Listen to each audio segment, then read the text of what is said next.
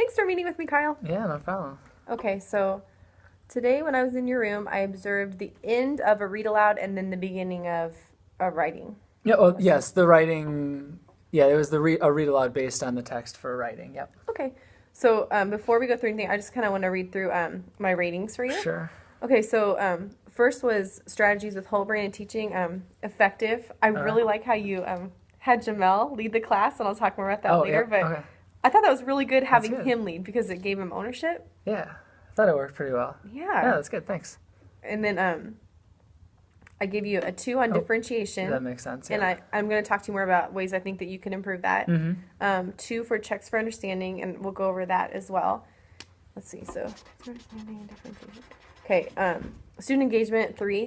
Okay. I can tell that you've been working on your anchors to anchor back your kids. Even when you were like, okay, track forward, track the ceiling, track behind. Mm-hmm. And then just the different cheers and like having a scholar lead the cheer. Yep. You've I can tell you've really been working hard to grab your scholar's attention. Yeah, that So was something tangible that I could work on. Yeah.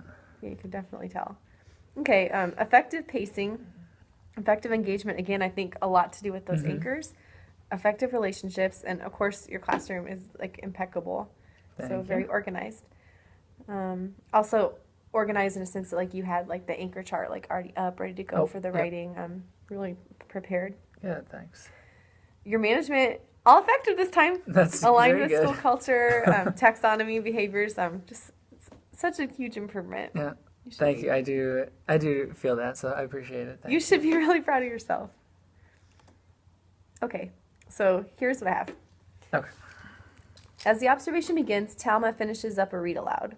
He asks scholars a variety of questions pertaining to the text and requires the scholars to speak in 3-point responses. So kudos to you for always demanding a 3-point response. Thank I you. love it, and you can see it. And once your kids become really fluent writers as kinders, you're going to see it in their writing too. Excellent. At one point, a scholar interjects and asks, "I think it was nice." And at that point, you would go, "Okay, she thinks it's nice," and she answered a complete response, and you were good with it. Then you moved on, Okay. and then that's when I kind of butted into your lesson. And I'm sorry, but I had to do it because it was like a teaching moment. Sure. So I interjected. Do you remember what I did? You asked her to reference the text. So that was a real quick one. Yeah, you did think that, the story was nice. What in the text makes you think it's nice? And so that's a quick way to refer back to the text. You always want to be going back to the text. Okay. Always, always, always, always. Because that's one of the goals of our school, right? So when they respond, why do you think that? Where in the story makes you think that? So always go back to the text. With that, the scholar who happened to be the one answering that you had called on is a new scholar and is low. So her ability to reference the text is not developed yet. Would it have worked? Would it have been okay to have somebody else help and somebody else answer for her? Absolutely, but then she just go back to her to do no opt out. Okay, yep. Yeah, absolutely. But you always want to go back to her. Okay. Just because I waited at her and she was just sitting there like I don't know if the wheels were spinning or not, but she wasn't. Kim had that problem.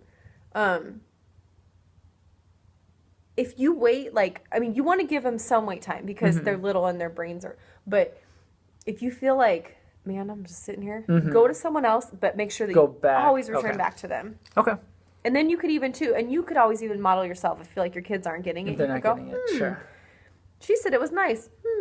It's in this text they're playing Foursquare. That is a nice game, and you could. Okay, gotcha. So that would be okay. Yeah. Okay, and then I have to close out the lesson. Talma has a scholar lead the class in whole brain gestures that align with parts of the story and that kind of aligned into the new topic of writing. Again, I'm so proud of you because you're really creating ownership. I know Jamel has been a little bit of a pill this year. Yeah, he's coming off of a suspension. Had a really good day. And immediately off of a suspension, yeah. But what do you notice about when you have him do those kind of He was leadership way roles? happier. Like, he loved it.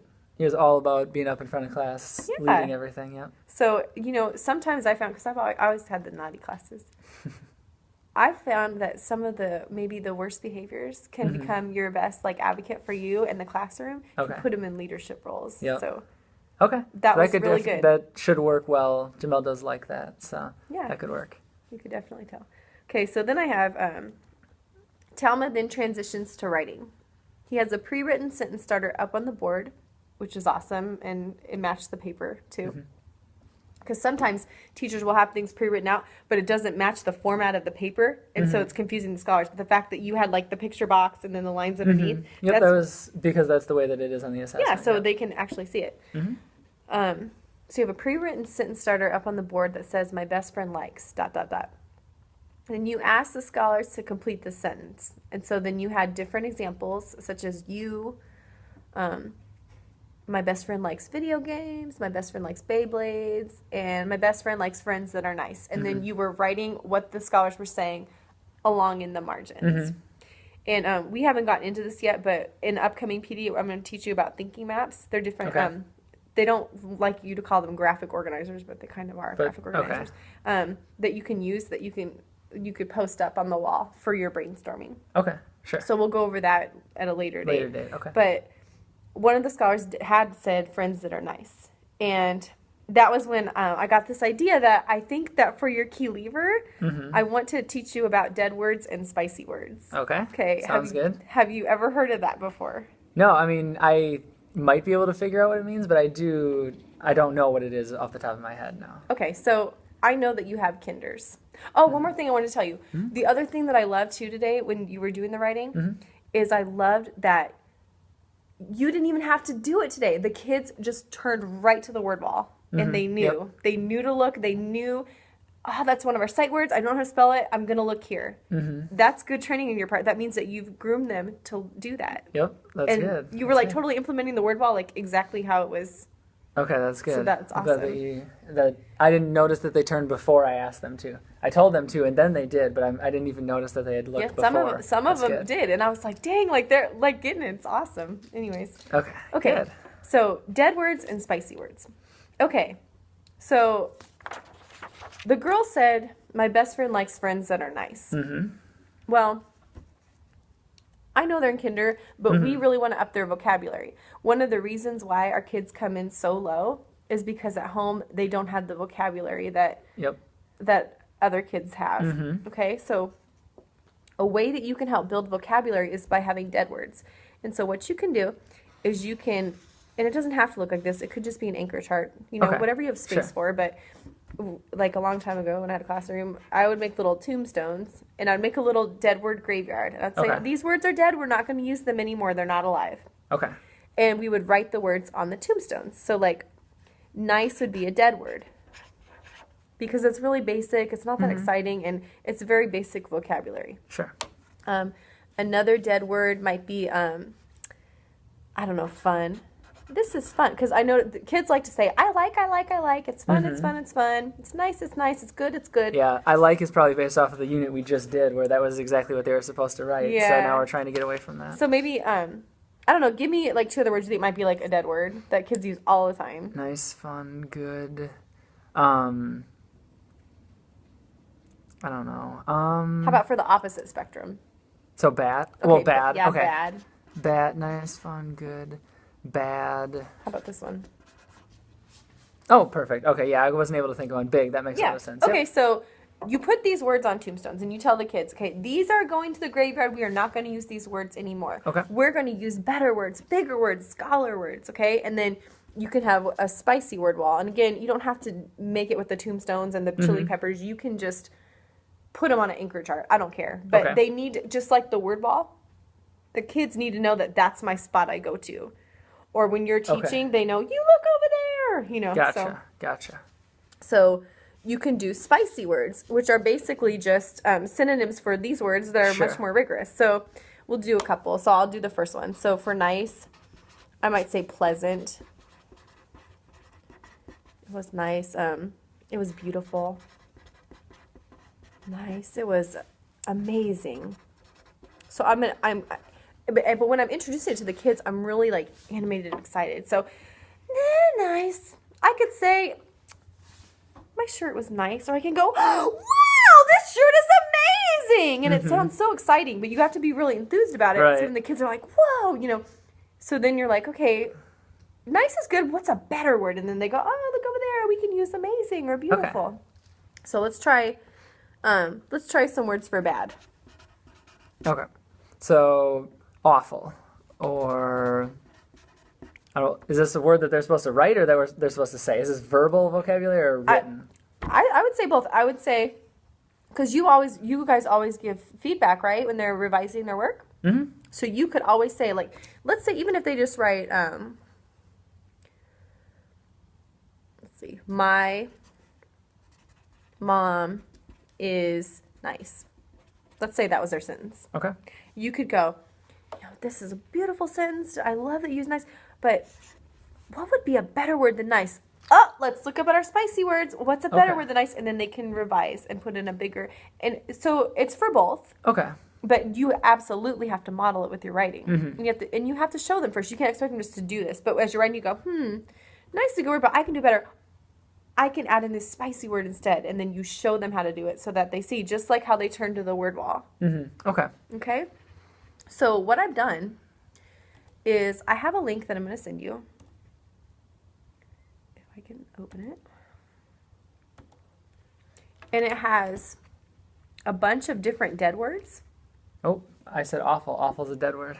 Well, you Maybe can not use for you can kinder. use your discretion. Maybe not for Okay. kinder. Okay. But this has the dead words, Uh-huh. and then on the other side it has the alternatives. And some of these, again, they might not be appropriate for kinder, but you can use your discretion. But this kind of helps you, so you're not just like, oh, what's a good word for this word? And it gives you some ideas. So I just want you to start out very basic.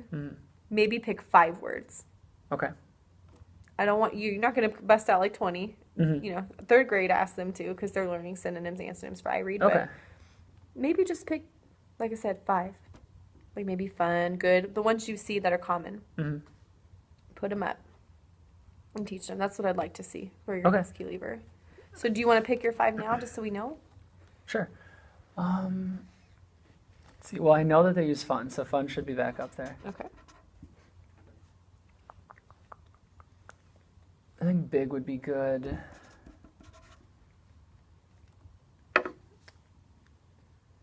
Let's see.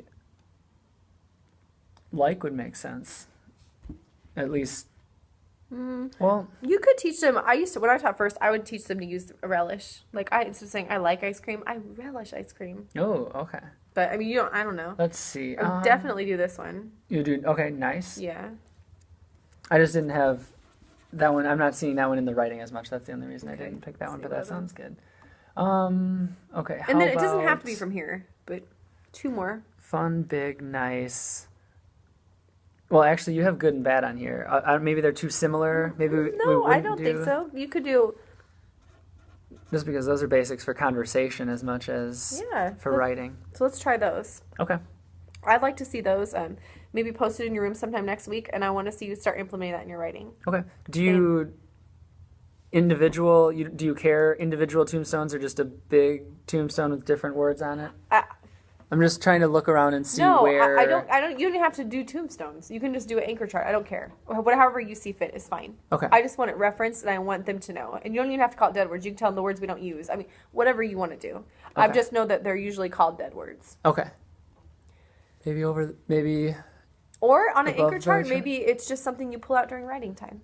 Oh, okay. But I want them to see that. It's going to help with their oral vocabulary, and it'll help them with their writing. Okay. Other than that, like, I think you're doing a wonderful job, and I'm excited to see this in place, and just keep it on. I think you're doing great. Okay. Well, that sounds good. No problem. Okay, so I'll send you this list in the email, and then you can. Yeah, sure. These 5 sound good. I'll make sure to keep this and at least have this as a starting point. Okay. Okay. All right. Thank you, Kyle. Thanks.